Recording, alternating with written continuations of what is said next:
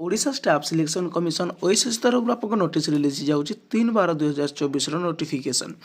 यहाँ आपको रोच notice regarding conduct of preliminary examination junior enforcement officer junior accountant 2023 जो आपको एडवर्टाइजमेंट आसी 29/12/2023 आपको ये रोज 5130 आपको नोटिस नंबर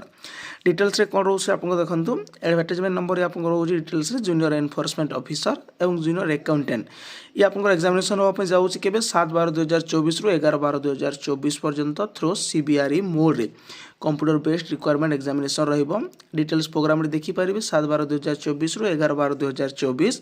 तीन शिफ्ट रोचे 7:30 AM 11 AM 2:30 AM gate closing time आपको रोचे जो 7:30 रोचे 8:30 डिटेल्स आपको ड्यूरेशन ऑफ टाइम रोचे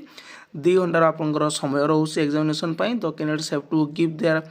exam as per the timing आपको टाइमिंग आप एग्जामिनेशन देवे और आपंकर हॉल टिकेट एडमिट कार्ड को डाउनलोड करेंगे कौन ओएसएस वेबसाइट रू ठीक अच्छे ये पर्यंत आपंकर आसी जाइए आप डाउनलोड करेंगे